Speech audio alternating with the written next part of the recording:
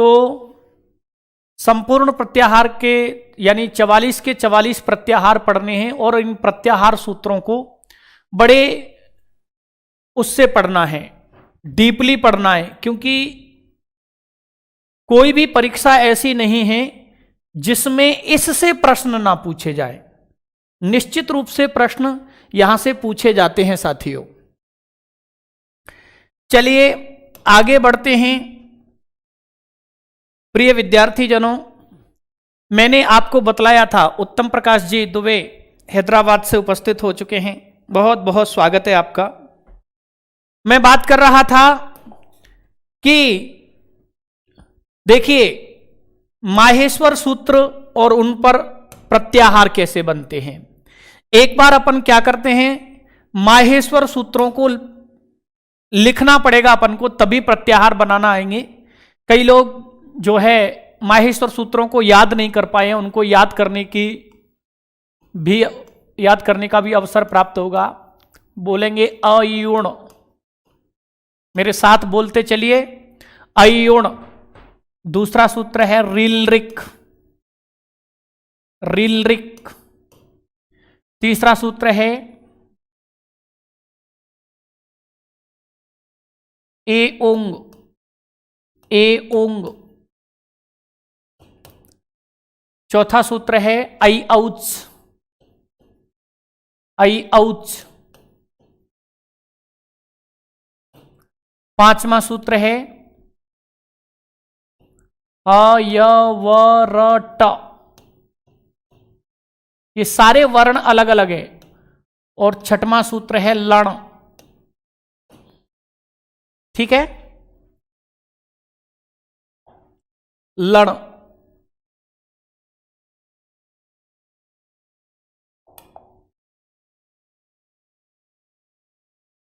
ठीक है, अगला सूत्र है यमगणनम, यमगणनम। ठीक है, अगला सूत्र है झभय, झभय। अगला घढधश, घढधश। ठीक है, जबगड़दश,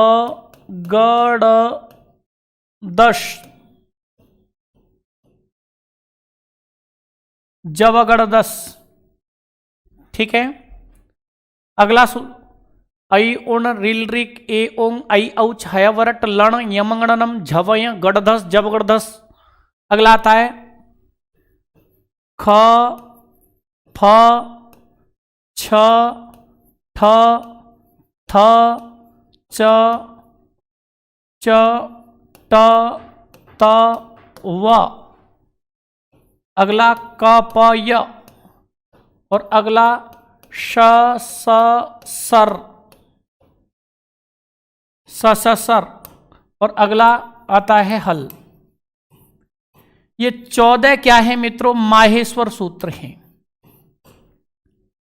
ठीक है, ये 14 माहेश्वर सूत्र हैं और इन 14 माहेश्वर सूत्र का उद्देश्य क्या है, इसमें जो अंतिम वर्ण हैं वो इत्संजक किए गए हैं, उनका उद्देश्य क्या है, प्रत्याहारों का निर्माण करना। अंतिम इत्संजक जो है यानी प्रत्येक सूत्र के अंत में व्यंजन है, क्या है, व्यंजन। तो उसकी क्या हो जाती है, अंतिम व्यंजन की इत संज्ञा हो जाती है। किस सूत्र से हो जाती है, हलंत्यम सूत्र से हो जाती है। ठीक है ना, तो हलंत्यम सूत्र से इत संज्ञा हो जाती है। यहां तक मैंने बतलाया था मित्रों। अब आपको बतला दूं साथियों, जितने भी ये ह आदि जितने भी व्यंजन हैं, हकार आदि जितने भी व्यंजन हैं, यानी ह य व र य म ङ ण न, जितने भी आप व्यंजन देख रहे हो, इन सब में क्या है, अ है। वो अ किसके लिए है, उच्चारण मात्र के लिए। किसके लिए है, उच्चारण मात्र के लिए। ठीक है जी, देवेंद्र जी हिंदी क्लासेस के नाम से मैम हैं, सबको सबका बहुत बहुत ओजस्वी क्लासेस स्वागत करता है। साथियों, तो देखो आपको बतला दूं कि पाणिनि का जो व्याकरण था, पाणिनि का जो व्याकरण है ना, वो इंद्र के व्याकरण से 25 गुना छोटा है। 25 गुना क्या है? छोटा है। ध्यान रखना, ऐसे कह लो कि पाणिनि के व्याकरण से इंद्र का व्याकरण, पाणिनि के व्याकरण से इंद्र का व्याकरण 25 गुना बड़ा है, या फिर ऐसे कह लो कि इंद्र के व्याकरण से पाणिनि का व्याकरण 25 गुना छोटा है। एक ही बात है। क्लियर हो गया? जिसका कारण क्या है? जिसका कारण मित्रों, जिसके 3 कारण हैं। पहला तो क्या है? पहला कारण है उत्सर्ग और अपवाद। आपको बतलाना चाहूंगा, देखो, उत्सर्ग और अपवाद, उत्सर्ग और अपवाद। दूसरा कारण है इत संज्ञा, और तीसरा कारण है प्रत्याहार। इन 3 कारणों से पाणिनि का व्याकरण इंद्र के व्याकरण से 25 गुना, लगभग 25 गुना छोटा है। इंद्र के व्याकरण में कितने थे? लगभग 1 लाख। कितने? लगभग 1 लाख नियम थे दोस्तों। क्या थे? लगभग 1 लाख नियम थे। तो अब ऐसे कैसे हो सकता है? ऐसे कैसे संभव है कि 1 लाख नियमों को और मात्र 4000 सूत्रों में समेट दिया जाए? 1 लाख नियमों को 4000 नियमों में समेटना, आधे होते, 1/3 होते तो भी चलो चलता, लेकिन 1 लाख नियमों को मात्र 4000 नियमों में संक्षिप्त कर देना, यह पाणिनि की कला थी। और पाणिनि के उस व्याकरण को छोटा बनाने में, इंद्र के 1 लाख नियमों को मात्र 4000 सूत्रों में समेटने में किनका योगदान है? सबसे पहले उत्सर्ग और अपवाद का। दूसरा नियम दूसरा किसका है? इत संज्ञा का। और तीसरा संक्षिप्तीकरण का काम किसने किया है? प्रत्याहारों ने। इस बात को जो मैं समझा रहा हूं, इस बात को पूर्णतः समझना। यह बात बेटा आपकी समझ में आ जाती है, यह बात मित्रों आपकी समझ में आ जाती है तो निश्चित रूप से आपको बहुत सारी चीजें समझ में आ जाएंगी। देखो, मैंने एक बात बतलाई आपको, जो नए छात्र हैं उनको भी बतला रहा हूं और जो पुराने छात्र हैं उनको भी बतला रहा हूं कि 3 व्यक्ति हैं, ए, बी और सी। ठीक है? ए, बी और सी। ठीक है? ए के पास गाय कितनी है? ए के पास कितनी गाय हैं? 100 गायें हैं। ठीक है? या ए के पास 200 गाय हैं, और इसके पास कितनी है? 100 गाय हैं, और इसके पास कितनी है? 50 गाय हैं। क्लियर हो गया? ए के पास गाय कितनी है? 200, और इसके पास गाय कितनी है? 100, और इसके पास गाय कितनी है? 50। ध्यान से समझना, मैं आपको बिल्कुल समझा दूंगा। अब ये तीनों लोग अपनी गायों को एक जगह जब चराने जा रहे थे तो इन तीनों की गाय मिक्स हो रही थी, यानी तीनों लोग एक जगह ही गाय चराने के लिए चल दिए तो तीनों की गाय मिले ना, तो इन्होंने क्या किया? अपनी गायों पर कलर लगा दिया। इसने अपनी गायों पर, बी ने अपनी गायों पर कलर लगाया लाल, और इसने अपनी गायों पर कलर लगा दिया कौन सा? नीला कलर लगा दिया। ठीक है बेटा? अब ए कौन सा कलर लगाएगा अपनी गायों पर? ए ने अपनी गायों पर कौन सा कलर लगाया? तो ए ने अपनी गायों पर कोई कलर नहीं लगाया। तो जो शेष बच गई, जो शेष बच गई, यानी जिन पर कोई कलर नहीं लगाया है, वो तो गाय हो गई ए की। जिन गायों पर लाल कलर लगा हुआ है वो गाय हो गई बी की, और जिन गायों पर नीला कलर लगा हुआ है, निर्मा महावर जी स्वागत है, दिनेश प्रजापति जी बहुत बहुत स्वागत है आपका, जिन गायों पर नीला कलर लगा हुआ है वो किसकी गाय है? सी की। प्यारे साथियों, अब देखिए ये 200 गायों पर कलर लगाने की जरूरत पड़ी क्या? 200 गायों पर चिन्ह लगाने की जरूरत पड़ी क्या? नहीं पड़ी, क्योंकि 2 पर लगा दिया, यानी 100 पर लगा दिया और 50 पर लगा दिया, तो जो ज्यादा हिस्सा था, जो गायों का ज्यादा हिस्सा था उस पर कलर लगाने की जरूरत नहीं पड़ी। अच्छा सुनो, इंद्र के व्याकरण में क्या था बेटा? इंद्र के व्याकरण में यह था कि ये नियम, ये नियम, ये नियम, ये नियम, हर शब्द के लिए अलग अलग नियम था, हर शब्द के लिए अलग अलग नियम था, हर शब्द के लिए अलग अलग नियम था, ठीक है ना? नियमों की भरमार थी। अब देखो, अब आप क्या करो कि कलर लगाओ, कलर लगाओ, ए भी अपनी गायों पर कलर लगावे, तो इसने माना अपनी गाय पर कलर लगा दिया हरा, मानो इसने अपनी गायों पर कलर लगा दिया हरा, ठीक है बेटा? तो बेटा आपको कितनी गायों पर कलर लगाना पड़ा है? 200, 100, 50, कितनी हो गई? 350 जगह कलर लगाना पड़ा है आपको, 350 जगह कलर लगाना पड़ा है। बुद्धिमत्ता क्या, किस बात की है बुद्धिमत्ता? इसको कहते हैं कि बी ने अपनी पर कलर लगा दिया, सी ने अपनी पर कलर लगा दिया, ए ने अपनी पर कलर नहीं लगाया, तो मात्र कितनी गायों को कलर लगाना पड़ा? 150 गायों को। जहां बेटा ये 350 को कलर लगाना पड़ रहा था, वहां कितनी गायों से काम चल गया? 150 गायों पर कलर लगाने से ही काम चल गया। क्यों? क्योंकि उसने अपनी गायों पर कोई कलर नहीं लगाया, बस सेम टू सेम महर्षि पाणिनि ने यही किया। सेम टू सेम महर्षि पाणिनि ने क्या किया कि जो एक होता है उत्सर्ग, उत्सर्ग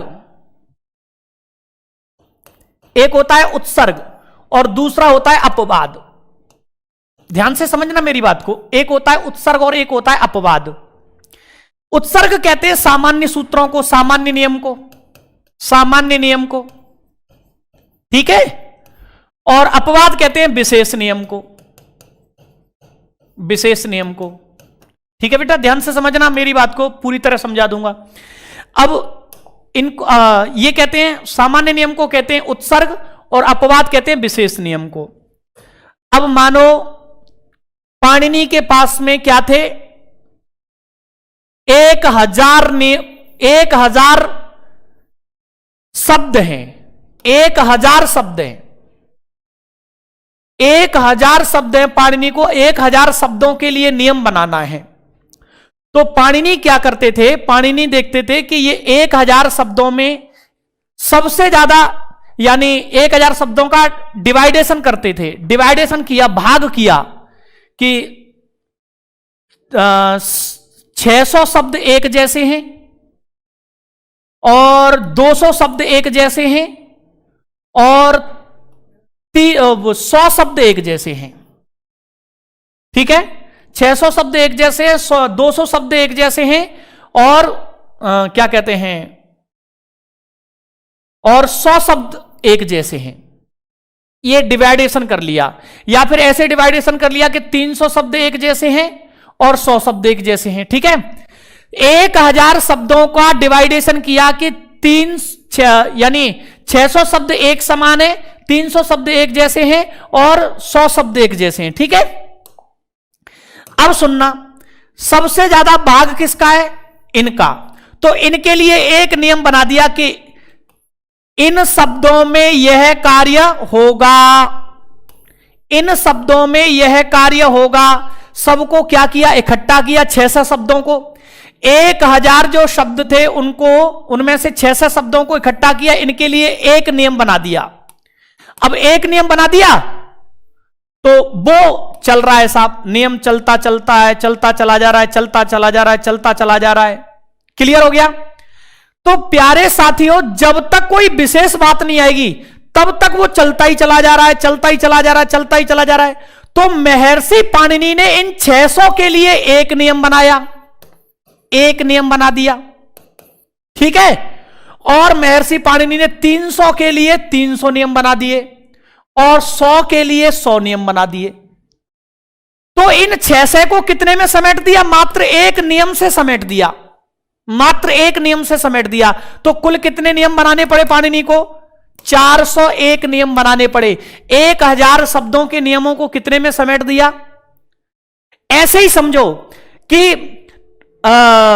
ए भी अपनी गायों पर कलर लगाता, बी भी लगाता, सी भी लगाता, तो 450 गायों पर कलर लगाया। तो जो बी कम क्षेत्र था जिनका, बी का और सी का, बी की 100 गाय थी और सी की 50 गाय थी, उन पर कलर लगा दिया, उनको पहचान दिया। बाकी जो बच गई वो सब क्या, वो सब क्या हो गए? एक ही गाय हो गई। ऐसे ही महर्षि पाणिनि ने क्या किया कि ए के लिए नियम, बी के लिए नियम बना दिया, सी के लिए नियम बना दिया, ए बी और सी के लिए नियम बना दिया। जो कुछ बच गया वो सब किस नियम के अंतर्गत आ गए? ए के अंतर्गत आ गए। क्लियर हो गया? इसको कहते हैं सामान्य नियम और विशिष्ट नियम। यानी सामान्य जो शब्द हैं उनके लिए एक नियम बना दिया, चलते चले जा रहे हैं, चलते चले जा रहे हैं, चलते जा रहे हैं। कोई विशेष आया उसके लिए अलग से सूत्र बना दिया। तो पाणिनि मुनि ने यही काम किया। पाणिनि मुनि ने जो ए थी ना, उसने अपनी गायों पर कोई कलर नहीं लगाया। ऐसे ही पाणिनि मुनि ने जो शब्द सीधे सीधे सॉल्व हो रहे थे उनके लिए मात्र एक नियम बना दिया। तो ज्यादा हिस्से को एक साथ रख दिया और उनके लिए नियम बनाया नहीं, मात्र एक नियम बनाया। और जो बाकी का जो बच गया, जो विशेष थे, जिनमें कुछ परिवर्तन हो रहा था, उनके लिए अलग अलग नियम बना दिए। तो संक्षिप्त हो गया कि नहीं हो गया? बोलो, हो गया कि नहीं हो गया? तो प्यारे साथियों, इसी को कहते उत्सर्ग और अपवाद के माध्यम से उन्होंने क्या किया। यानी किसी, मैंने कह दिया कि उदाहरण के लिए एक नियम आ गया, जैसे ए ओ आई औ के बाद में ए ओ आई और औ के बाद में क्या आ जाए? कोई भी स्वर आ जाए तो ए के स्थान पर क्या होगा? अय होगा। ओ के स्थान पर क्या होगा? अव होगा। आई के स्थान पर क्या होगा? आय होगा। और औ के स्थान पर क्या होगा? आव होगा। ठीक है बेटा? अब ये नियम बना दिया। अब ये नियम चलता चला जा रहा है, एक शब्द में, दो शब्द में, 1000 शब्दों में, लगातार शब्दों में चलता गया, जब तक, यानी सारे शब्दों में ये नियम चलता चला जा रहा है। एक ही नियम से हजारों शब्द समिट गए, लाखों शब्द समिट गए। अब लेकिन कुछ नियम ऐसे थे, देखो एक नियम बनाया जिसमें कितने लाखों शब्द आ गए। इसमें क्या आ गए? लाखों शब्द समेट लिए इस नियम ने कि ए के बाद में जब भी कोई स्वर आएगा तो ए के स्थान पे क्या हो जाएगा? अब हो जाए, अय हो जाएगा। ए के स्थान पे क्या हो जाएगा? अय हो जाएगा। अब एक नियम में लाखों शब्द आ गए, लेकिन 8 और 9 या 10 शब्द ऐसे थे जो इस नियम से सॉल्व नहीं हो रहे थे। तो बेटा उन 10 के लिए अलग से 10 सूत्र बना दिए। क्या बना दिए? 10 सूत्र बना दिए। ओहो, कितने लाखों शब्दों को समेट दिया कितने में? उसके लिए नियम ही नहीं बनाया, एक ही नियम बनाया कि एक जैसे जो शब्द हैं उनके लिए एक नियम, वो तो सारे उसी नियम से हो जाएंगे। तो एक नियम इसके लिए बना दिया, और जो 10 शब्द ऐसे थे जो इस नियम से सॉल्व नहीं हो रहे थे, उनके लिए 10 शब्दों के लिए अलग अलग से क्या बना दिया? सूत्र बना दिए। तो देखो 1 लाख तो ये हो गए, ठीक है, 1 लाख ये हो गए और 10 ये हो गए। तो 1 लाख के लिए 1 नियम और 10 के लिए कितने? 10 नियम। तो कुल कितने नियम बने? 11 नियमों में पाणिनि ने कितने शब्द समेट दिए? 1,10,000 शब्द समेट दिए। बात आपको क्लियर हो रही है कि नहीं हो रही? तो ऐसे ही पाणिनि करते हैं। जैसे यण संधि का नियम बनाया, यण संधि का नियम बनाया कि ई के बाद में कोई भी स्वर आ जाए तो ई के स्थान पे असमान स्वर आ जाए तो ई के स्थान पे यह हो जाता है। अब इससे हजारों शब्द आ गए इस नियम में, जब भी ई के बाद में स्वर आएगा तो ई के स्थान पे यह हो जाएगा, तो हजारों शब्द इसमें आ गए, 1000 शब्द इस नियम ने समेट लिए। अब कुछ नियम ऐसे हैं, कुछ शब्द ऐसे हैं, जैसे 10 शब्द ऐसे हैं जो इस नियम को फॉलो ही नहीं करते हैं, इस नियम से सॉल्व नहीं होता है, तो उन 10 के लिए अब इस एक नियम से 1000 शब्द क्लियर हो गए, 1000 शब्द बन गए। और 10 नियम ऐसे हैं जो इस नियम से बन नहीं रहे, तो उन 10 के लिए अलग से 10 सूत्र बना दिए। उनके लिए क्या किया, 10 सूत्र बना दिए। 1000 के लिए 1 सूत्र और 10 के लिए कितने हो गए, 10 सूत्र। कुल मिलाकर के कितने हो गए, 11। और 11 सूत्रों में शब्द कितने समेट दिए पाणिनि ने, कितने शब्द समेट दिए पाणिनि ने, 1010 सूत्र, 10 जो है नियम या शब्द समेट दिए। तो यह है पाणिनि की कला, इसको कहते हैं पाणिनि का संक्षिप्तीकरण। तो जो सामान्य नियम बनाया था, जो 1000 के लिए एक ही नियम बनाया था, वो तो कहलाएगा उत्सर्ग, सामान्य नियम। और जो पाणिनि ने 10 नियमों के लिए यानी 10 शब्दों के लिए 10 ही नियम बनाए, 10 ही सूत्र बनाए, वो कहलाएंगे उत्सर्ग, वो अपवाद सूत्र। ठीक है, उसको कहते हैं विशेष नियम या अपवाद सूत्र। क्लियर हो गया, कोई बात नहीं प्रकाश जी, वीडियो का देखने के बाद में भी आप YouTube पर इसको देख सकते हैं।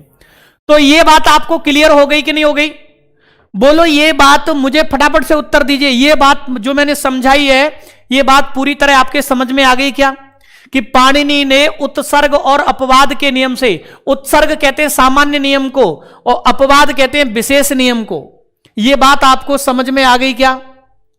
सामान्य जो चीज थी उसके लिए एक नियम बना दिया, और जो उस नियम से जो एक नियम बनाया, जो एक नियम बनाया उससे कितनी चीजें, कितने शब्द क्लियर हो गए, उससे मित्रों वो 1000 शब्दों को क्लियर करता है वो नियम। लेकिन 10 ऐसे शब्द हैं जिनके लिए, जिनमें वो एक नियम नहीं लगता है, तो 1000 को तो एक नियम के माध्यम से कह दिया, ठीक है। और ये 10 के लिए अलग से 10 सूत्र बना दिए, तो 11 सूत्रों में क्या आ गए, 1010 शब्द आ गए 11 सूत्रों में, मात्र 11 सूत्रों में। तो इसको कहते हैं उत्सर्ग और अपवाद के माध्यम से संक्षिप्तीकरण। क्लियर हो गया। अब कहते हैं, अब जो मैं बात करता हूं वो क्या, कि इत संज्ञा के माध्यम से संक्षिप्तीकरण कैसे किया पाणिनि ने। तीनों को समझो, बहुत अच्छे से समझ में आ जाएगा, पाणिनि को पूरी तरह समझ में आ गया। ये वर्ण विचार जिसको मैं आपको बहुत दिन से पढ़ा रहा हूं, ये जो संज्ञा प्रकरण, प्रत्याहार, ये जो मैं आपको पढ़ा रहा हूं, ये आपके दिमाग में बिल्कुल बिल्कुल समझ में आ गया। तो ये समझ लेना कि आगे आपको संस्कृत में कहीं परेशानी आने वाली नहीं है।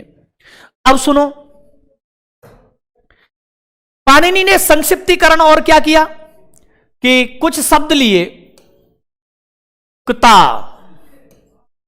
कृतवतु, कृतिन, कृतिन, कृतिन, क्वरप, क्यस, क्यंग, क्यंग, त्वा, और ये नियम, ये कितने शब्द हैं, ये कितने शब्द हैं, 1 2 3 4 5 6 7 7 शब्द, 7 प्रत्यय हैं ये, ठीक है।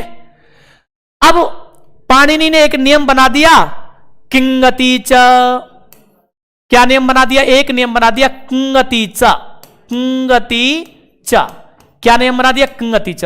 किंगति च कहता है कि जिसमें क की क्या हुई हो, इत संज्ञा हुई हो, जिन शब्दों में क की क्या हुई हो, इत संज्ञा हुई हो, उसमें धातु को गुण और वृद्धि कार्य नहीं होते, वृद्धि कार्य नहीं होते।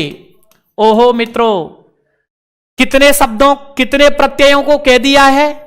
7 प्रत्ययों का काम कितने से चला दिया? मात्र एक नियम बनाया है, किंगति च। क्या बना दिया? कि क की इत संज्ञा हुई हो, ऐसे प्रत्ययों में धातु को न गुण करना है न वृद्धि करना है। एक सूत्र बनाया है और एक सूत्र से कितने समेट दिए हैं? 7 प्रत्यय समेट दिए। नियम क्या कह रहा है? नियम कह रहा है किंगति च, यानी क की इत संज्ञा जिसमें हुई हो उनमें गुण और वृद्धि नहीं होते, गुण और वृद्धि नहीं होते। तो प्यारे साथियों, ये सारे देखो, क की इत संज्ञा, क की इत संज्ञा, क की इत संज्ञा, क की इत संज्ञा, क की इत संज्ञा, क की इत संज्ञा, क की इत संज्ञा, 7 के 7 प्रत्ययों में क्या हो रही है? क की इत संज्ञा हो रही है। क्या हो रही है? क की इत संज्ञा हो रही है। और यह सूत्र कहता है कि जिनमें क की इत संज्ञा होती है, जिन प्रत्ययों में क की इत संज्ञा होती है, उनकी धातु को गुण और वृद्धि में से कोई भी कार्य नहीं होता। ना तो गुण होता है बेटा, ना उसमें क्या होती है? वृद्धि होती है। तो पाणिनि ने दिमाग चलाया कि मुझे यह कहना पड़ेगा किता प्रत्यय में भी, किता प्रत्यय में गुण वृद्धि नहीं होती है, कितवतु में गुण वृद्धि नहीं होती है। ठीक है, इनके जो मूल बताता हूं। इनके मूल क्या है? ता, तवत, ठीक है, ती, ती, और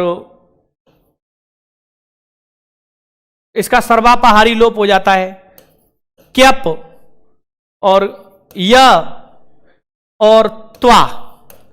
अब पाणिनि ने दिमाग लगाया कि मुझे यह कहना पड़ेगा कि त प्रत्यय में भी धातु को गुण वृद्धि नहीं होती है, क्तवतु प्रत्यय में भी धातु को गुण वृद्धि नहीं होती है, ती प्रत्यय में भी धातु को गुण वृद्धि नहीं होती है, य प्रत्यय में भी धातु को गुण वृद्धि नहीं होती है, त्वा प्रत्यय में भी धातु को गुण। तो मुझे कितने नियम बनाने पड़ेंगे? इसके लिए अलग नियम, इसके लिए अलग नियम, इसके लिए अलग नियम, इसके लिए अलग नियम, इसके लिए अलग नियम, इसके लिए नियम, यानी सबके लिए अलग अलग नियम बनाना पड़ेगा। और इनमें काम क्या हो रहा है? काम एक ही हो रहा है। काम क्या हो रहा है? गुण और वृद्धि का निषेध। गुण और वृद्धि का निषेध, यानी गुण और वृद्धि का निषेध करना है, गुण और वृद्धि के लिए मना करना है। तो कितने नियम बनाने पड़ते? 1 2 3 4 5 6 नियम बनाने पड़ते। तो पाणिनि ने दिमाग लगाया, क्यों ना इनको चिन्हित कर दिया जाए, क्यों ना इनको क्या कर दिया जाए? एक जैसे बना दिया जाए। तो इसमें भी क जोड़ दिया, इसमें भी क जोड़ दिया, इसमें भी क जोड़ दिया, इसमें भी क जोड़ दिया, इसमें भी क जोड़ दिया। अब इन सब में क जुड़ गया और उस क की क्या हो जाती है? इत संज्ञा हो जाती है। और जिसमें क की इत संज्ञा हुई हो उनके लिए एक नियम बना दिया कि उसमें धातु को न गुण होता है न वृद्धि होती है, न धातु को गुण होता है न वृद्धि होती है। तो प्यारे साथियों, महर्षि पाणिनि ने बहुत इत संज्ञा के माध्यम से संक्षिप्तीकरण किया है। बोलो किया है कि नहीं किया व्याकरण का? अब जैसे आपको बतला दूं, 3 नियम है, 3 नियम है। एक तो नियम है कि सभी धातुओं को सभी धातुओं को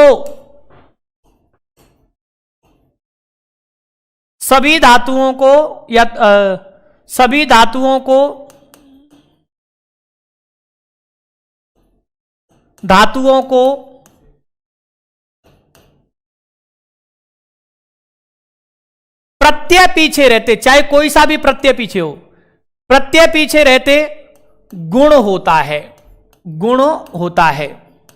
बेटा पहला नियम बनाया कि धातुओं को गुण होता है, ठीक है। दूसरा नियम बना दिया कि नहीं, जिनमें ण की और य की इत संज्ञा हुई हो उनके लिए नियम क्या बना दिया? उनके लिए एक नियम बना दिया कि उनकी में तो धातु को क्या होगी? वृद्धि होगी, ठीक है। और फिर एक नियम बना दिया कि जिसमें क की इत संज्ञा होगी, क की क्या होगी? इत संज्ञा, तो उनके लिए अलग नियम बना दिया कि उसमें धातु को न वृद्धि होगी और न गुण होगा, न गुण और न ही वृद्धि का निषेध हो जाएगा। अब 3 नियमों में सब कुछ समेट दिया, 3 नियमों में सब कुछ समेट दिया। अब जैसे सुनो,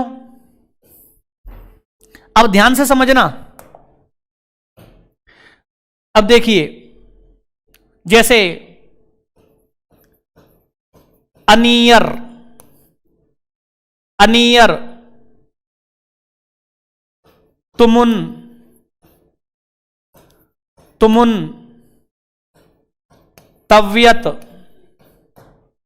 तव्यत और यत, ठीक है, यत, और जैसे प्रत्यय आ गया तव्यत, अनियर, यत, और ल्युट, ल्युट, गाया, ठीक है। और फिर प्रत्यय थे कौन से, ऐसे ही प्रत्यय आगे, हणियत, हणवुल, हणवुल, गाया, ठीक है। फिर प्रत्यय आगे कौन से, कृत्वा और कृतवतु और कृतिन और कृता और क्यप। अब इतने सारे प्रत्यय हैं, ये सारे जितने प्रत्यय, और भी बहुत सारे प्रत्यय होते हैं। तो देखो, अब अपने को पता चल गया कि जिसमें ण और य की इत संज्ञा हुई हो, उनमें तो धातु को क्या होगी, वृद्धि होगी। तो देखो, ण की इत संज्ञा, ण की इत संज्ञा, य की इत संज्ञा, तो इन प्रत्ययों में धातु को क्या होगी साहब, वृद्धि होगी, ठीक है। और जिनमें क की संज्ञा हुई हो, क की, क की, क की, क की, क की, इनमें धातु को न गुण होगा न वृद्धि होगी, न गुण होगा न वृद्धि होगी। अब इन दोनों से जो कुछ बच गया, इन दोनों से जो कुछ बच गया, यानी इन दोनों नियमों से जो कुछ बच गया, उन सब में धातु को क्या हो जाएगा, गुण हो जाएगा। उस सब में धातु को क्या हो जाएगा, गुण। तो ये जितने भी प्रत्यय बचे, चाहे ये 1000 क्यों ना हो, उनके लिए एक ही नियम से काम चल गया। तो पाणिनि ने क्या किया कि उन्हें य में भी इत संज्ञा करनी थी, बू में भी, उन्हें य में वृद्धि करनी थी, बू में वृद्धि करनी थी, अ में भी वृद्धि करनी थी। तो पाणिनि ने दिमाग लगाया कि इन सब में वृद्धि होनी है, तो मुझे कुछ चिन्ह लगा देना चाहिए जिससे छात्रों को पता चल जाए। तो उन्होंने क्या किया, ण का चिन्ह लगा दिया। क्या लगा दिया, ण का और य का। तो जिन जिन प्रत्ययों में ण और य का चिन्ह लगा होगा, उन बच्चा अपने आप समझ जाएगा कि जिन प्रत्ययों में ण और य की इत संज्ञा होगी, उन सभी प्रत्ययों में धातु को क्या होगी, वृद्धि होगी। और जिसमें क का चिन्ह लगा है, अर्थात क की इत संज्ञा, तो पाणिनि मुनि को त्वा में न गुण करना था, न वृद्धि करनी थी। तवत में न गुण करना था, न वृद्धि करनी थी। तिन में न गुण करना, न वृद्धि करनी थी। तो इनमें का चिन्ह लगा दिया और उसकी क्या कर दी, इत संज्ञा। तो चिन्ह लगा करके फिर हटा दिए, चिन्ह लगा करके हटा दिए। इन चिन्हों से अपन को पता चल गया कि का की इत संज्ञा वाले कितने भी प्रत्यय आ जाए, 1000 प्रत्यय आ जाए, उन सब में क्या होगा, एक ही नियम से पता चल गया। क की जिसमें इत संज्ञा हो रही है, उन सब प्रत्ययों में क्या करना है, न धातु को गुण करना है, न धातु को वृद्धि करनी है। और जिन प्रत्ययों में चाहे 1000 प्रत्यय क्यों ना हो, य की और न की इत संज्ञा हो रही है, उनमें धातु को वृद्धि करनी है। और जिन प्रत्ययों में न ण की इत संज्ञा हो रही है, न क की इत संज्ञा हो रही है, उन सारे प्रत्यय, चाहे वो 1,00,000 प्रत्यय क्यों ना हो, उन सब में क्या हो जाएगा, उन सब में मित्रों गुण हो जाएगा। 3 नियमों में सारे प्रत्यय समेट दिए पाणिनि ने, केवल 3 नियमों में। कि कुछ के साथ तो जिनके साथ गुण करना था, उनके साथ कुछ नहीं जोड़ा, न जोड़ा न का जोड़ा। और जिनके साथ उन्हें वृद्धि करनी थी जिन प्रत्ययों में, उनमें इत संज्ञा के रूप में, इत संज्ञक वर्ण के रूप में चिन्ह लगा दिए ना। और जिनमें न गुण करना था, न वृद्धि करनी थी, उनमें महर्षि पाणिनि ने चिन्ह लगा दिया का। तो जितने सारे प्रत्यय थे उनको 3 भागों में डिवाइड कर दिया। एक हिस्से में तो का चिन्ह लगा दिए इत संज्ञक वर्ण के रूप में, और एक में क्या किया, ण य में से या तो ण लगा दिया या य लगा दिया उच्चारण के आधार पर। बोलने में जो सुविधा रहेगी। तो एक में अणा लगा दिया, एक में यहां लगा दिया, तो यहां अणा, तो जिनमें क लगा दिया, एक हिस्से में तो क लगा दिया, दूसरे हिस्से में यहां और अणा लगा दिया, और एक हिस्से में कुछ नहीं लगाया। तो नियम तीनों में सारे प्रत्यय समेट दिए, 2000 से भी ऊपर प्रत्यय समेट दिए। जिनमें क की संज्ञा हो रही है उन प्रत्ययों में छात्र क्या समझेगा, ना गुण होगा ना वृद्धि होगी। जिनमें ण की और य की संज्ञा हो रही है उनमें वृद्धि हो जाएगी। और जिन प्रत्ययों में ना ण ना य ना क इत संज्ञक नहीं है, ये तीनों नहीं है, तो समझ लेना उनमें तो धातु को हमेशा क्या करनी है, गुण करना ही है। क्लियर हो गया। तो पाणिनि ने समेट दिया कि नहीं समेट दिया, 2000 प्रत्ययों को मात्र 3 नियमों में समेट दिया। कैसे, इत संज्ञा के माध्यम से। इत संज्ञक वर्ण लगा दिए, इत संज्ञक वर्ण लगा दिए, तो इत संज्ञक वर्ण लगाने से समिट गया मामला। बोलो ये बात पूरी तरह समझ में आ गई? बोलो ये बात आपको पूर्णतः समझ में आ गई क्या, कि इत संज्ञा के माध्यम से पाणिनि ने कैसे समेटने का कार्य किया? बताइए फटाफट जल्दी से, आपके आंसर की प्रतीक्षा कर रहा हूं।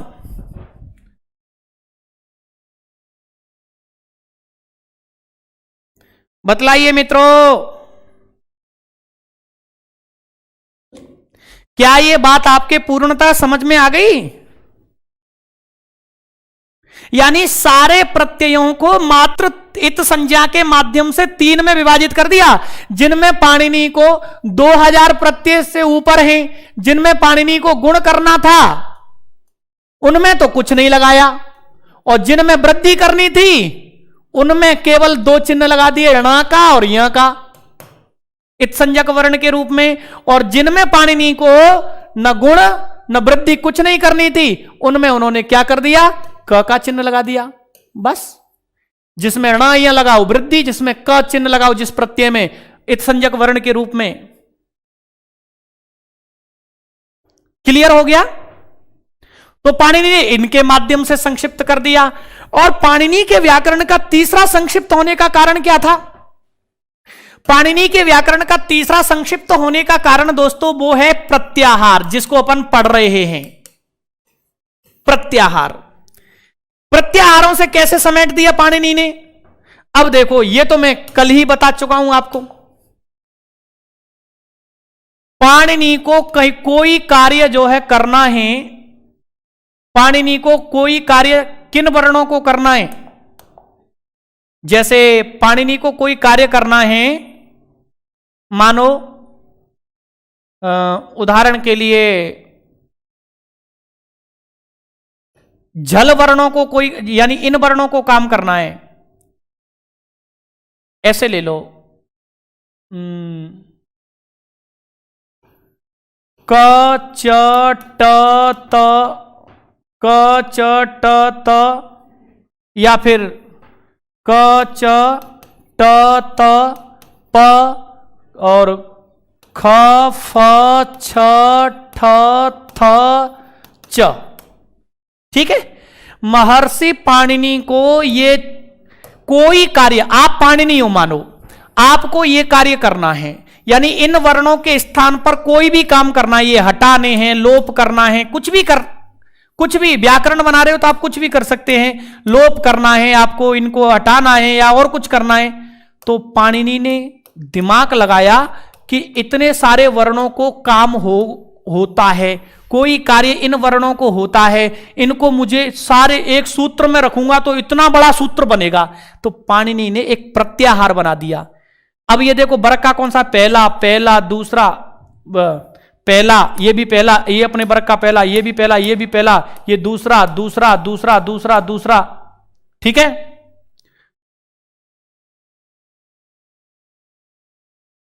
ख फ छ ठ, ख फ छ ठ थ च त त। ठीक है, अब इनके लिए क्या किया पाणिनि ने, प्रत्याहार बना दिया, एक प्रत्याहार बना दिया।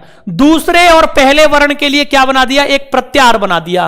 और प्रत्याहार क्या बना दिया, देखो कहां से लेकर के, ख से शुरू किया और कहां तक बना दिया, यहां तक बना दिया। और प्रत्याहार क्या बना दिया, खय प्रत्याहार बना दिया। और खय प्रत्याहार में कौन कौन से वर्ण आ गए, ख फ छ, ख फ छ ठ थ च ट त त ट त और क प, ये वर्ण आ गए दोस्तों। अब ख से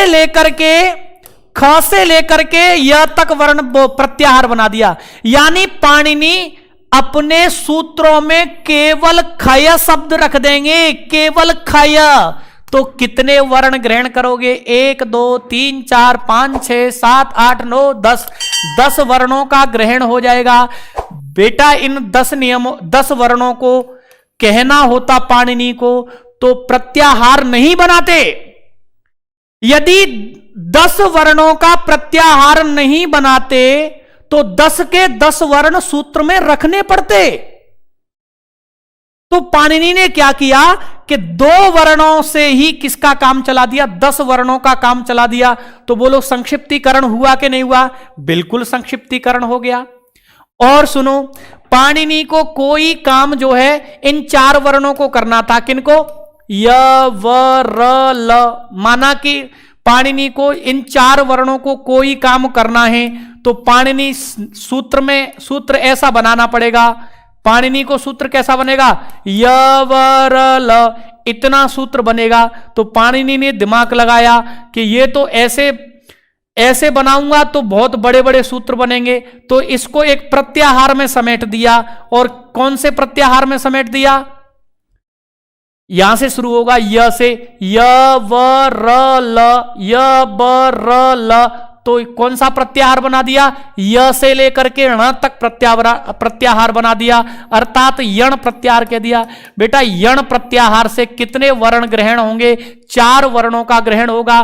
तो सूत्र में कहीं पर यण शब्द देख लो, कहीं पर ये यण देख लो। यण का मतलब क्या लेना? यण का मतलब प्रत्याहार लेना। प्रत्याहार का मतलब क्या लेना? तो यण का मतलब लेना 4 वर्ण, य व र ल। यानी 2 वर्णों से वर्ण कितने ग्रहण करने हैं? 4 ग्रहण करने हैं। इसी का नाम तो संक्षिप्तता है। बोलो ये बात पूरी तरह समझ में आ गई? क्लियर हो गया? तो प्यारे साथियों, मैंने ये चर्चा की थी कि पाणिनि का व्याकरण जो है वो इंद्र के व्याकरण से कितना गुना? 25 गुना छोटा है। क्योंकि सामान्यों के लिए नियम नहीं बनाए। जैसे ए ने अपनी गाय पर कोई कलर ही नहीं लगाया था, तो ए ने गाय पर कलर नहीं लगाया, बी ने लगाया, सी ने लगाया, तो बी ने अपनी 100 गायों पर लगा दिया, सी ने 50 गायों पर लगा दिया। 150 गायों के कलर से 450 गायों का निर्धारण हो गया कि जिन पे कलर नहीं लगाए वो ए की, बी की सी पे, बी लाल कलर लगाए बी की और नीला कलर लगाए सी की। क्लियर हो गया? तो 150 गायों पर कलर लगाने से 450 गायों का पता चल गया कि ये 450 गाय ये इसकी है, ये इसकी है, ये इसकी है। क्लियर हो गया? तो प्यारे साथियों, प्रिय विद्यार्थी जनों, पाणिनि का व्याकरण प्रत्याहार के माध्यम से भी संक्षिप्त हुआ, उत्सर्ग और अपवाद के माध्यम से भी संक्षिप्त हुआ। आगे चल करके बहुत विस्तृत रूप से चर्चा करूंगा। अभी ये धीरे धीरे तुम्हारे दिमाग में फिट बैठ रहा होगा, प्रत्याहार बनाना भी फिट बैठ रहा होगा। अब ये प्रत्याहार बनाना आ जाएगा, फिर उसके बाद में उत्सर्ग और अपवाद तुम्हारे समझ में आ रहे हैं। इत्संज्ञा प्रकरण आपको धीरे धीरे समझ में आ गया। आपके घुटने मजबूत हो रहे हैं संस्कृत में चलने के लिए। और फिर देखना, आपको संस्कृत पढ़ने में इतना आनंद आएगा। सत्य आनंद, सही आनंद विद्या में है, ज्ञान में है। और महर्षि स्वामी दयानंद सरस्वती ने अपने पूना प्रवचन में कहा था कि जितना अनंत आनंद ईश्वर में है उतना ही अनंत आनंद संस्कृत भाषा को पढ़ने में है। क्या? दोबारा सुनो, जितना अनंत आनंद ईश्वर में है उतना ही अनंत आनंद संस्कृत भाषा को पढ़ने में है। क्लियर हो गया? तो सारी चीजें क्लियर होंगी तो धीरे धीरे सारी चीजें समझ में आएंगी। मित्रों आइए, दोस्तों आइए, मित्रों आइए, साथियों, सारे के सारे प्रत्याहार की चर्चा करता हूं। तो देखो, अब सबसे पहला मैं सूत्र लेता हूं, कौन सा? मित्रों यहां तक तो इनको अपन लाइन खींच देते हैं, ठीक है। अब सबसे पहला सूत्र पढ़ा रहा हूं मैं, कौन सा? अयुण सूत्र। पहला सूत्र पढ़ा रहा हूं बेटा, ऐ उण सूत्र, अ ई ऊण, ठीक है, ऐ उण।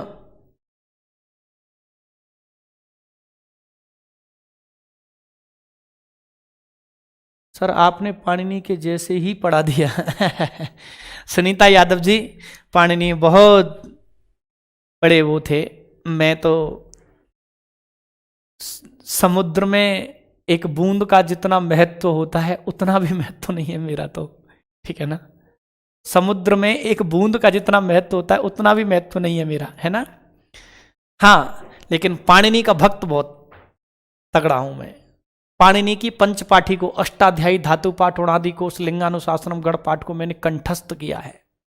गुरुकुल में रह करके मैंने ये पाणिनि की जो पंचपादी है उसको मैंने कंठस्थ किया है। गुरुकुल में हमने एकनिष्ठ होकर के शिक्षा प्राप्त की है। तो पाणिनि का भक्त बहुत तगड़ा हूँ। पाणिनि के जैसा तो जो है कभी न पढ़ा सकता हूँ और न पढ़ा पाऊंगा, चाहे मैं कितना भी पूरा जीवन क्यों ना पढ़ाने में लगा दूं। तो बहुत बड़ी चीज थे। उनको भगवान पाणिनि के नाम से भी संबोधित करते हैं लोग। मैं तो एक तुच्छ मनुष्य की श्रेणी में आने वाला हूं, है ना, अभी हूं नहीं। चलिए, तो प्यारे साथियों, पहला सूत्र पढ़ा रहा हूं, ऐ उण सूत्र। तो ऐ उण सूत्र में इत संज्ञा किसकी होगी दोस्तों? ऐ उण सूत्र में इत संज्ञा होगी किसकी? ऋणा की। किसकी इत संज्ञा होगी? ऋणा की इत संज्ञा होगी। ऋणा की इत संज्ञा होगी। और इससे कितने प्रत्याहार बनेंगे? तो याद रखना, ऐ उण सूत्र से इत संज्ञा होगी ऋणा की। तो कोई भी देखो क्वेश्चन कैसे बनेगा, माहेश्वर सूत्र के ऐ उण सूत्र से इत संज्ञा किसकी होती है? तो आप उत्तर देना, इत संज्ञा होगी ऋणकार की। किसकी होती है? ऋणकार की या ऋण की इत संज्ञा होती है। क्लियर? दूसरी बात, इस ऋणकार की इत संज्ञा करने पर कितने प्रत्याहार बनते हैं? तो अण प्रत्याहार बनता है, और वो एक ही प्रत्याहार बनता है मात्र। ध्यान रखना, पहला सूत्र मैंने पढ़ा दिया। क्वेश्चन कैसे आएगा? ऐ उण सूत्र में इत संज्ञा किसकी होती है? ऐ उण सूत्र में ऋणकार की इत संज्ञा होती है। ऋणकार से मतलब ऋण की इत संज्ञा होती है। ऐ उण सूत्र से कितने प्रत्याहार बनते हैं? यानी ऋण की इत संज्ञा होने पर पहले सूत्र से कितने? तो केवल एक ही प्रत्याहार बनता है। वो कौन सा प्रत्याहार बनता है? वो कौन सा प्रत्याहार बनता है मित्रों? ऋणकार की इत संज्ञा होने पर एक प्रत्याहार बनता है, और वो भी कौन सा प्रत्याहार है? अण प्रत्याहार। और अण प्रत्याहार में कौन कौन से वर्ण आते हैं? अ, ई, उ, बस। और इसका किस सूत्र में प्रयोग है प्यारे साथियों? इसका किस सूत्र में प्रयोग है? तो वो सूत्र है उरण रपर। उरण रपर, इस सूत्र में प्रयोग है। आगे चल करके बताऊंगा। तो क्वेश्चन क्लियर हो जाने चाहिए। 4-5 क्वेश्चन बनते हैं। ऐ उण सूत्र में इत संज्ञा किसकी होती है? ऋण की इत संज्ञा होती है। ऐ उण सूत्र के ऋण की इत संज्ञा होती है, लेकिन ऋण की इत संज्ञा होने पर, या ऐ उण सूत्र से या ऋण की इत संज्ञा होने से या ऋण से कितने प्रत्याहार बनते हैं? दोस्तों मित्रों, मात्र एक प्रत्याहार बनता है। वो कौन सा प्रत्याहार बनता है? अण। और अण प्रत्याहार में कौन कौन से वर्ण आते हैं? देखो, अण में अ से लेकर के ऋण तक। अण का मतलब है अ से लेकर के ऋण तक। तो अ, ई, उ 3 वर्ण आते हैं। अण प्रत्याहार में कितने वर्ण आते हैं मित्रों? 3 वर्ण आते हैं। और अण प्रत्याहार का प्रयोग किस सूत्र में है? उरण रपर सूत्र में प्रयोग है। क्लियर हो गया? आगे चल करके मैं बताऊंगा। तो दोस्तों मित्रों, इसके 4-5 क्वेश्चन बनते हैं, उसको पूरी तरह समझ लिया। ठीक है? तो लिखेंगे, सबसे पहला सूत्र लिखेंगे ऐ उण, लेखन कार्य करेंगे। सबसे पहला सूत्र लिखेंगे ऐ उण। दोस्तों लिखिए ऐ उण। एक एक सूत्र को बताऊंगा और यह पूछा जाता है फर्स्ट ग्रेड में और सेकंड ग्रेड में, तो निश्चित पूछा जाएगा कि किस सूत्र से कितने प्रत्याहार बनते हैं, कौन कौन से प्रत्याहार बनते हैं, कौन से प्रत्याहार में कितने वर्ण आते हैं। क्लियर हो गया? चलिए तो लिखेंगे ऐ उण सूत्र। इस सूत्र में ण की कोष्टक में णकार, इस सूत्र में ण की कोष्टक में णकार की इत संज्ञा होती है। ण की कोष्टक में णकार की इत संज्ञा होती है।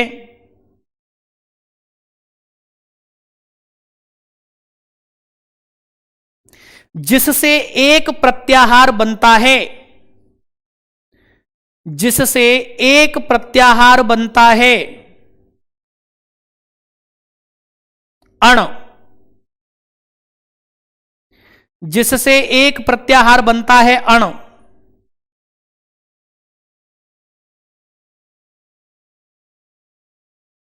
ठीक है, अण प्रत्याहार। तो अण में लिखेंगे, अण में 3 वर्ण आते हैं अ ई उ।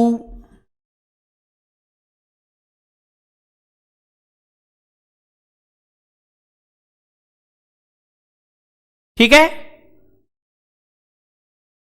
अ ई उ। आगे लिखेंगे अण प्रत्याहार का प्रयोग सूत्र उरण रपर है। अण प्रत्याहार का प्रयोग सूत्र उरण रपर है। जयतु भारतम जयतु संस्कृतम। प्रकाश दीक्षित जी, बिल्कुल उरण रपर। क्लियर हो गया? तो देखो इस अण प्रत्याहार का किस सूत्र में प्रयोग हुआ है? उरण रपर, यानी री के स्थान पे अण करते समय, अ ई उ करते समय र पर हो जाता है। आगे चल करके बताऊंगा मैं। तो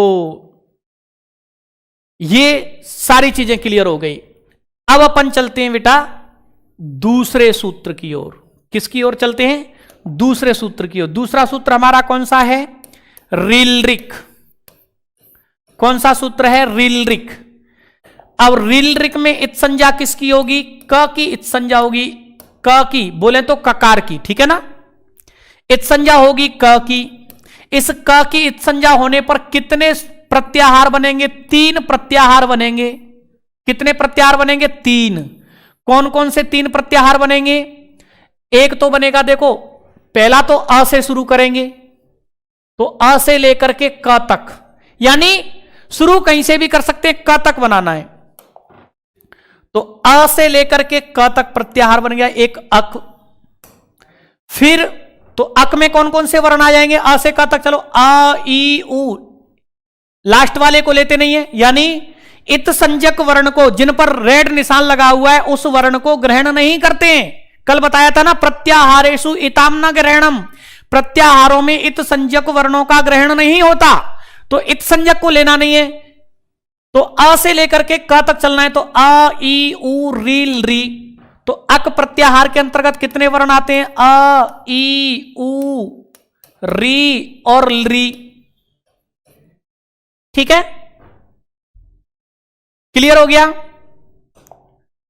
अब मित्रों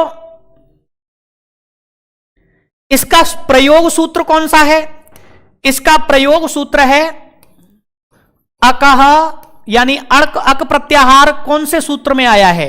अकह सवर्णे, अकह सवर्णे दीर्घः, इसका यह प्रयोग सूत्र है। क्लियर?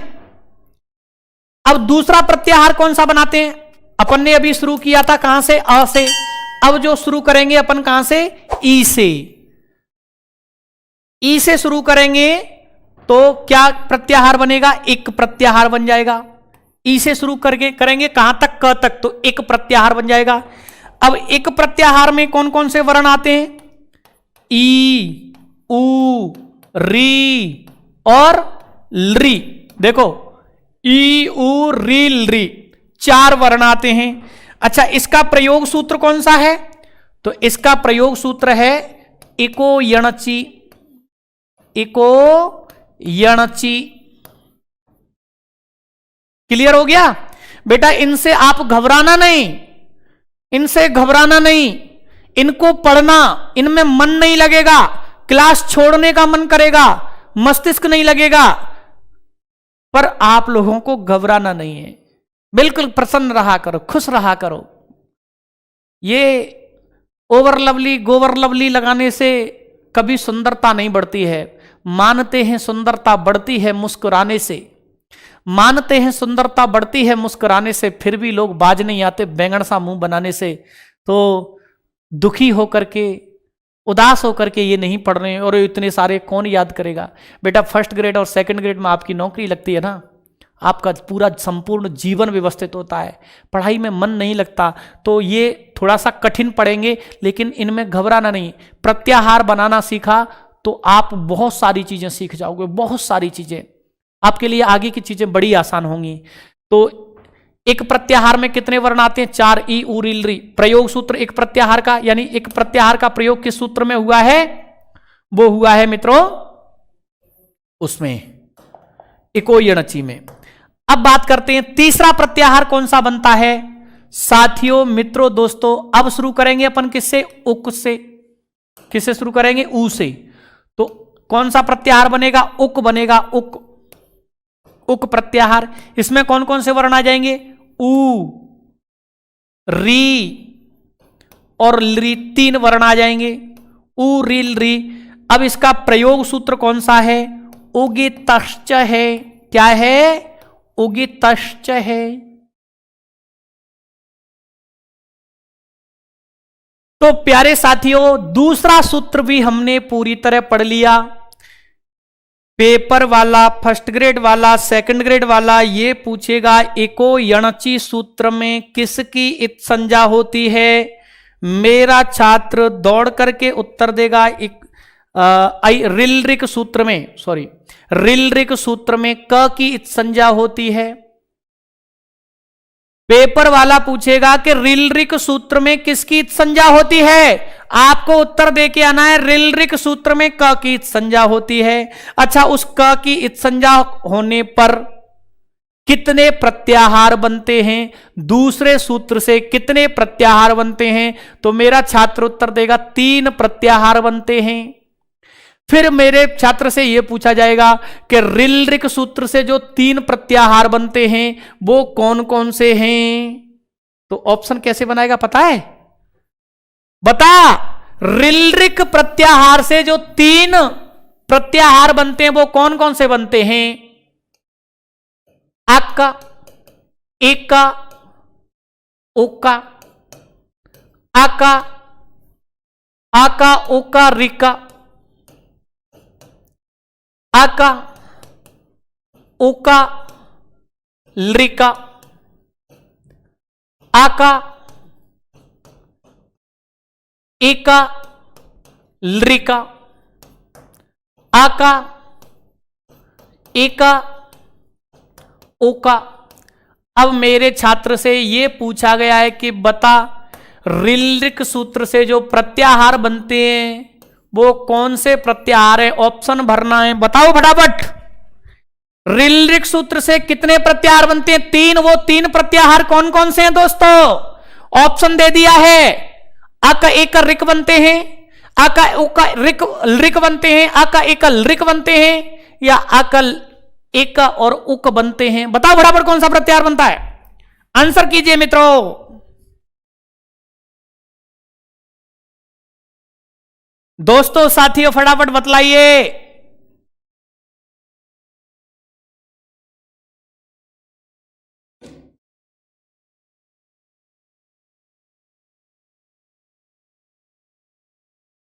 तो बिल्कुल सही आंसर क्या है मित्रों?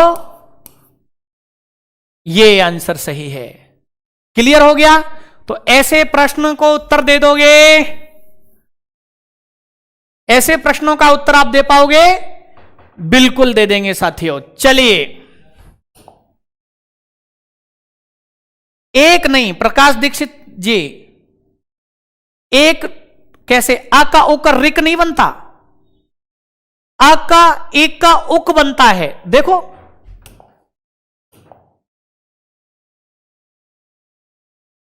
अक प्रत्याहार, एक प्रत्याहार और उक प्रत्याहार बनता है। और पहले ऑप्शन में क्या था? आ का एक का रिक था। क्लियर हो गया? तो सूत्र लिखेंगे रिलरिक। रिलरिक सूत्र में क की इत संज्ञा होती है।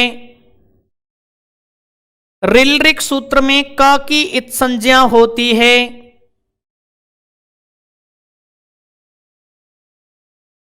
रिलरिक सूत्र में क की इत संज्ञा होती है। ठीक है, आगे लिखेंगे इस सूत्र से 3 प्रत्याहार बनते हैं।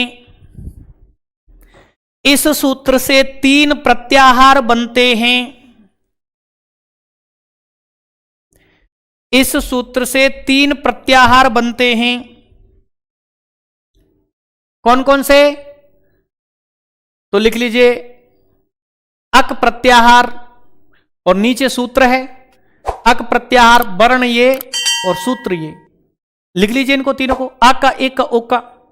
इनके प्रयोग सूत्र भी लिख लो, ठीक है ना? यानी कौन से प्रत्याहार का, वैसे प्रयोग सूत्र कई हो सकते हैं, एक प्रत्याहार को बहुत सारे सूत्रों में प्रयोग किया गया है, पर उदाहरण के तौर पर लिख लेते हैं अपन, ठीक है ना?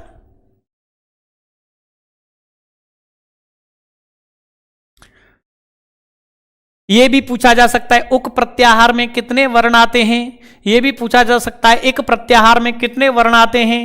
यह भी पूछा जा सकता है एको यणची में कौन सा प्रत्याहार प्रयुक्त है। एक यण और अच 3 प्रत्याहार प्रयुक्त है, ठीक है ना? यह भी पूछा जा सकता है कि रिलरिक सूत्र से कितने प्रत्याहार बनते हैं। यह भी पूछा जा सकता है कि रिलरिक सूत्र में किसकी संज्ञा होती है। बिल्कुल पांडुरंग जी, आपने सही आंसर दिया है। क्लियर हो गया?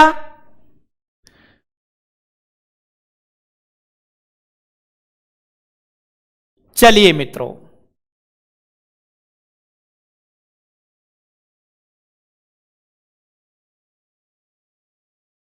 अगला सूत्र पढ़ा रहा हूं मैं मित्रों, वो है ए ओंग। कौन सा सूत्र है? ए ओंग। ए ओंग, ठीक है। ए ओंग में इत संज्ञा किसकी होगी? ए ओंग में दोस्तों ङ की इत संज्ञा होगी। किसकी इत संज्ञा होगी? ङ की, इस ङ की। अच्छा, इससे प्रत्याहार कितने बनेंगे? मात्र एक प्रत्याहार बनेगा। और वो कौन सा प्रत्याहार बनेगा दोस्तों? वो एक प्रत्याहार बनेगा। वो एक प्रत्याहार कौन सा बनेगा?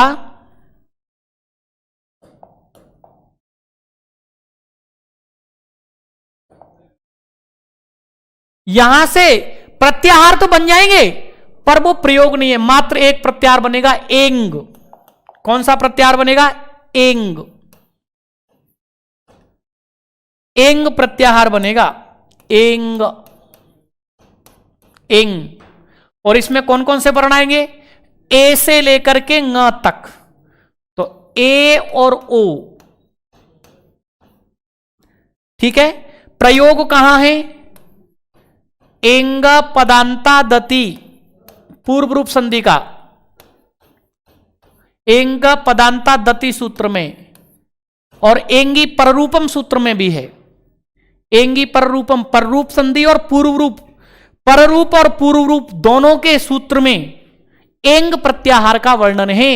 अब देखो, बनाने के लिए तो अंग भी बना ले, इंग भी बना ले, उंग भी बना ले, रिंग भी बना ले, रिंग भी बन जाएगा।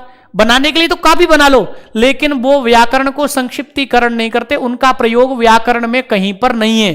तो व्याकरण संक्षिप्त करने का कार्य नहीं किया उन्होंने, तो फिर वो प्रत्याहार माने ही नहीं जाएंगे। अब आवश्यकता आविष्कार की जननी होती है। हमें आवश्यकता एंग की है, हमें अंग, इंग, उंग, रिंग, लिंग कहीं व्याकरण में संक्षिप्तीकरण करते ही नहीं।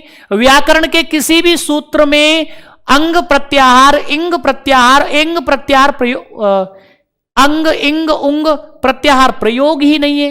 व्याकरण के सूत्र में प्रयोग है तो वो क्या है? एंग है, तो एंग बना लिया। क्लियर हो गया? तो लिखेंगे ए ओंग सूत्र में ng की इत संज्ञा होती है। ए ओंग सूत्र में ng की इत संज्ञा होती है।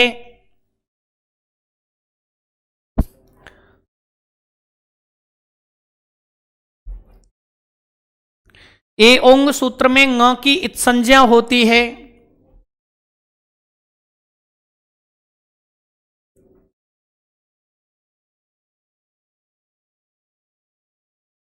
इससे एक प्रत्याहार बनता है। इस सूत्र से एक प्रत्याहार बनता है, एंग। एंग प्रत्याहार बनता है। एंग प्रत्याहार में दो वर्ण आते हैं, ए और ओ, और ध्यान रखना प्रयोग सूत्र है एंग पदांता दति या एंगी पर रूपम। ठीक है? कहीं से भी प्रश्न पूछ ले, अपने को प्रश्न आना चाहिए।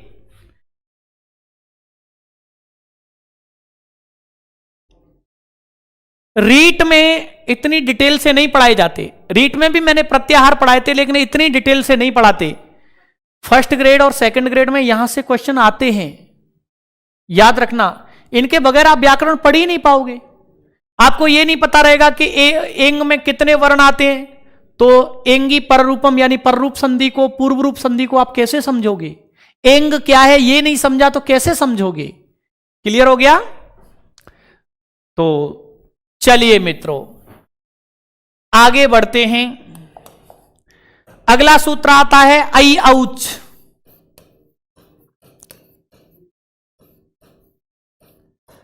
आई औच कई लोग तो जो है ना लिखाता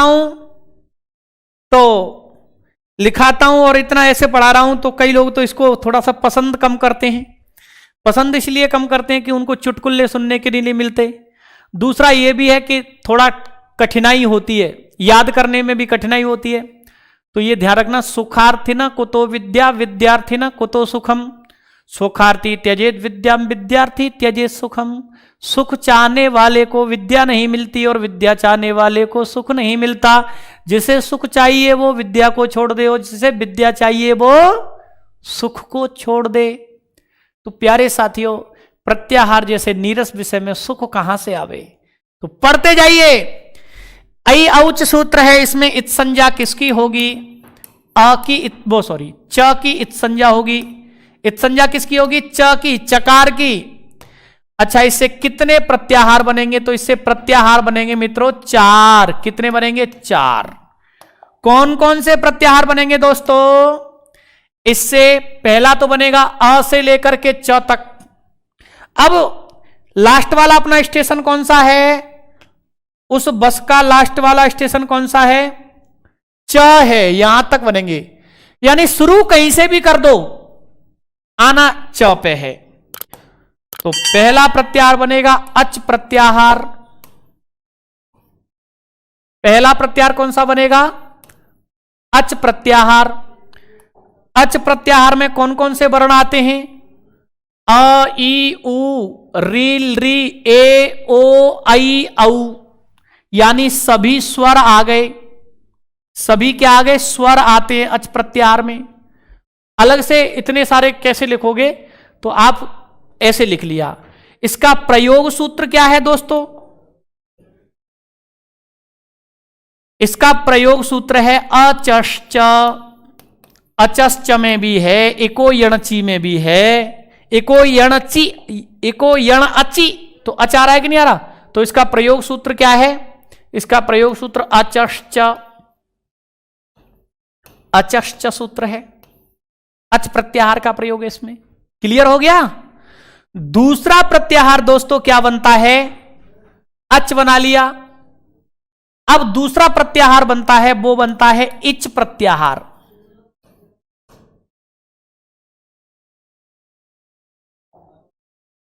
इच प्रत्याहार। अब इसमें कौन कौन से वर्ण आते हैं इच प्रत्याहार में? इच प्रत्याहार में यानी अ रह जाएगा, यहां से शुरू होगा। अब अ रह जाएगा यानी सारे स्वर आ जाएंगे, अ को छोड़ करके सभी स्वर आ जाएंगे, अ के अलावा सभी स्वर आ जाएंगे, यानी ई, उ, री, ली, ए, ओ, आई और औ, आई और औ। और इसका प्रयोग सूत्र क्या है? इच, इच, एकाचो, अम, प्रत्ययवच्च।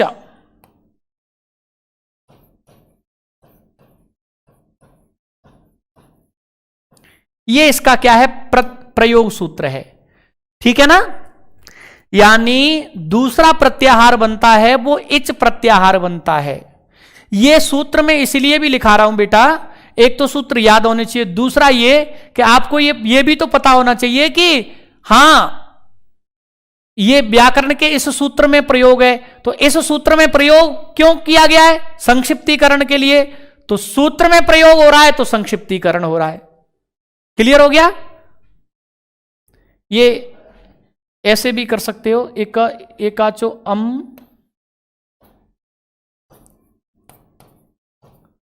प्रत्ययवच्च।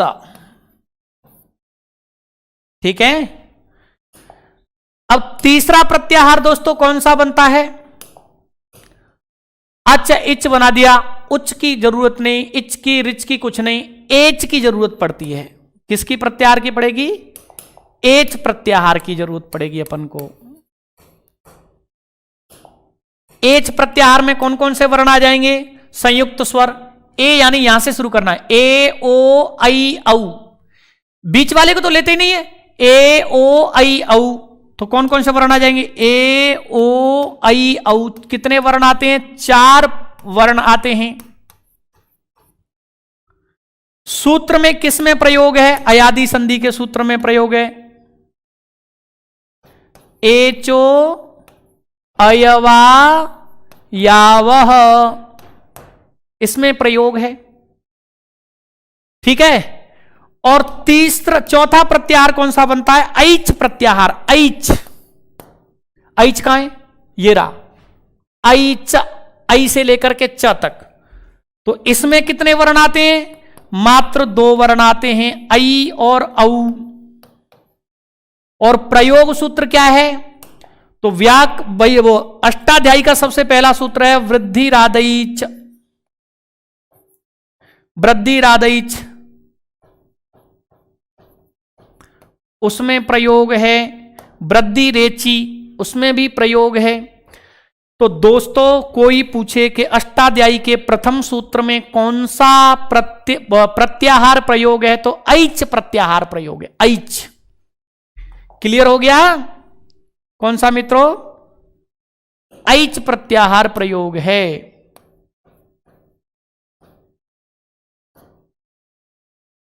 तो अपने को क्या क्या क्लियर हुआ? ऐ औच सूत्र में इत संज्ञा किसकी होती है? च की इत संज्ञा होती है। ऐ औच सूत्र से कितने प्रत्याहार बनते हैं? 4 प्रत्याहार बनते हैं। कौन कौन से बनते हैं? अच प्रत्याहार, इच प्रत्याहार, एच प्रत्याहार, ऐच प्रत्याहार। क्लियर हो गया? क्लियर हो गया ना मित्रों? 4 प्रत्याहार बनते हैं। और कौन से प्रत्याहार में कौन कौन से वर्ण आते हैं, यह भी पता चल गया। इनके प्रयोग सूत्र क्या हैं? तो ये पीछे जो प्रयोग सूत्र हैं लिख लीजिए। ऐ औच सूत्र क्या लिखेंगे? सूत्र लिखेंगे ऐ औच। ऐ औच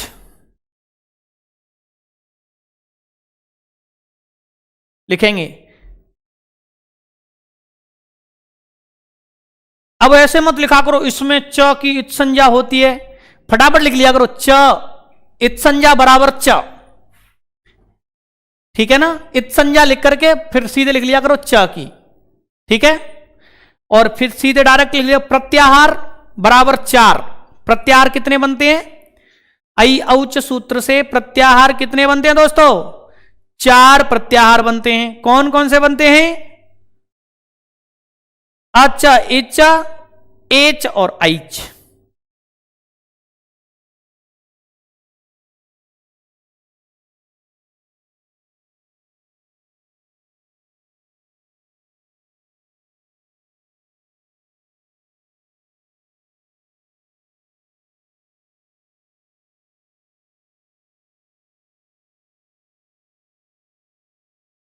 क्लियर हो गया?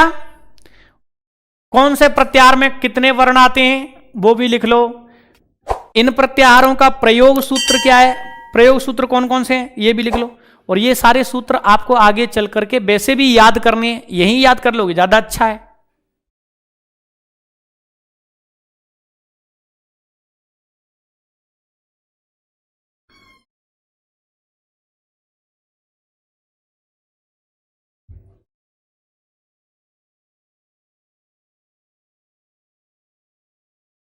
आप लोग संख्या कम करते हो, संख्या नहीं बढ़ाते, आप लाइक और शेयर नहीं करते। आप चैनल को लाइक और शेयर किया करो। मेहनत आपके लिए की जा रही है, जबरदस्त मेहनत की जा रही है। हम लोग आपके लिए प्रयास कर रहे हैं, तो आप लोगों को इस ओजस्वी क्लासेस को आगे बढ़ाना है। दूसरी सूचना यह भी है कि कल आपकी कक्षा, कल और परसों आपकी कक्षा नहीं है, कल और परसों आपकी कक्षा नहीं होगी। एक तो प्रत्याहार ढंग से याद हो जाएंगे आपको, पहला। दूसरा, कल क्रिसमस भी है तो स्टूडियो जो है बंद रहेगा। तीसरा, मुझे कोई विशिष्ट कार्य भी है तो वो भी। अब ऐसे आगे बढ़ते चले जाएं, याद कुछ ना होवे तो वो भी ज्यादा ठीक नहीं है। कैलाश जी, बहुत बहुत स्वागत है आपका, है ना? क्योंकि ये इतना सारा मैटर हो जाएगा, वो बेटा साथ ही साथ याद होना चाहिए।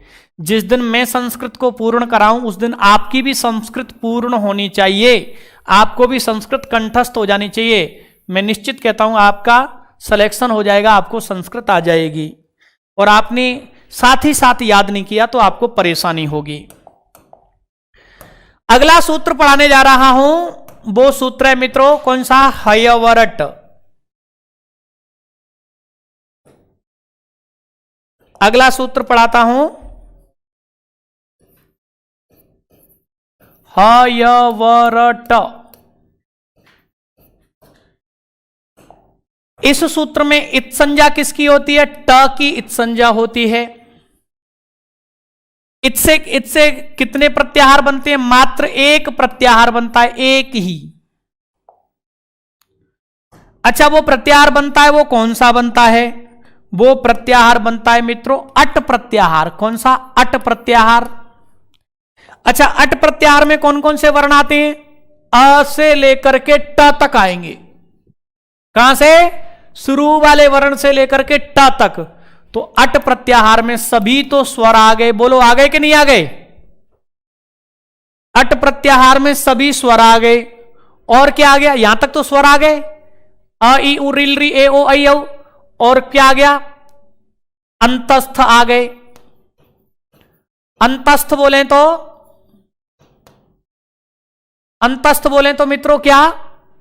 य नहीं, सॉरी, अंतस्थ नहीं आएंगे, यानी स्वर आ गए। ह य व र, इतने वर्ण आ गए।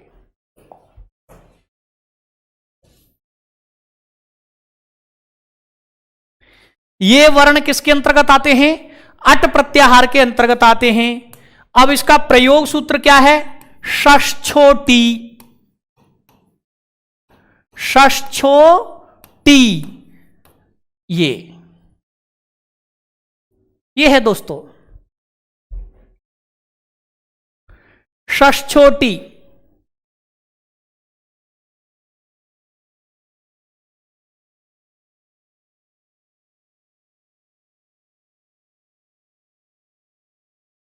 ठीक है ना? तो लिखेंगे हयवरट सूत्र लिखेंगे। इत संज्ञा किसकी होगी? ट की। इत संज्ञा बराबर ट।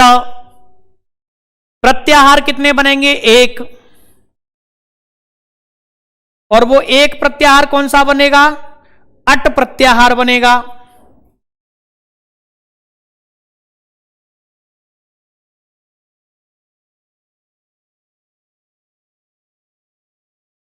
प्रयोग सूत्र क्या है?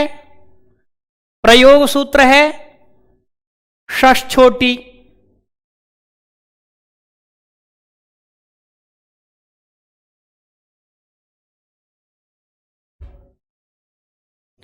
ठीक है, चलिए अगले सूत्र को पढ़ते हैं। अगला सूत्र पढ़ते हैं मित्रों, साथियों। अगला सूत्र आता है हयवरट के बाद में लण।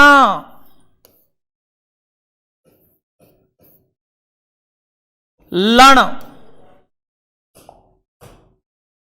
लण। अब इस सूत्र में ध्यान से समझना, इस सूत्र में इत संज्ञा किसकी होगी? एक तो इत संज्ञा होती है अ की, क्योंकि मैंने आपको बता चुका हूं, और एक इत संज्ञा होगी ण की। ये एकमात्र ऐसा सूत्र है जिसमें दो वर्णों की इत संज्ञा होती है। रमेश चंद्र जी, स्वागत है आपका। तो लण सूत्र में इत संज्ञा कितने वर्णों की होती है? दो वर्णों की। एक तो व्यंजन की होती है ण की, और एक स्वर की होती है। लेकिन ण की इत संज्ञा होने पर, यानी ण की इत संज्ञा होने पर कितने प्रत्याहार बनेंगे? तो ण की इत संज्ञा होने पर इस सूत्र से जो प्रत्याहार बनते हैं वो तो चार बनते हैं। एक तो ण से तीन बनेंगे। एक तो बनेगा अण प्रत्याहार, एक बनेगा इण प्रत्याहार, ठीक है, और एक बनेगा यण प्रत्याहार। ण से तो तीन बनेंगे, और एक प्रत्याहार बनता है र प्रत्याहार। र प्रत्याहार वो बनता है केवल अ से। किससे बनता है? अ से। अभी बताऊंगा उसको बनाना। चार प्रत्याहार बनते हैं मित्रों। ण से बनते हैं तीन, और अ से बनता है एक प्रत्याहार। अण प्रत्याहार में कौन कौन से वर्ण आते हैं? तो सभी तो स्वर आ जाएंगे, सभी स्वर, ठीक है। अण प्रत्याहार में अ से लेकर के, और क्या आ जाएगा? अंतस्थ आ जाएंगे, अंतस्थ आ जाएंगे, और क्या आ जाएगा? ह आ जाएगा। इतने वर्ण आते हैं। देखो, अ से लेकर के ण तक चलना है। लास्ट स्टेशन अपना कौन सा है? ण है। तो साथियों, मित्रों, दोस्तों, अ और ण तक जाना है। अ से लेकर के ण तक जाना है। तो स्वर आ गए यहां तक, फिर य व र ल ये अंतस्थ आ गए, और ह आ गया। तो इन ये वर्ण आते हैं। अब इसका प्रयोग किसमें है? तो इसका प्रयोग सूत्र है, एकमात्र सूत्र है, अणुदित सवर्णस्य,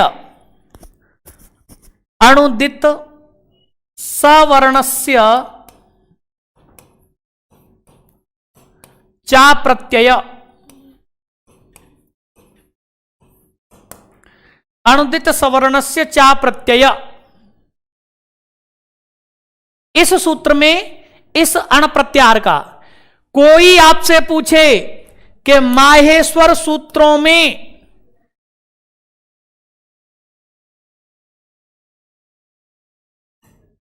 इत संज्ञक दो बार प्रयुक्त होने वाला इत संज्ञक वर्ण ण है।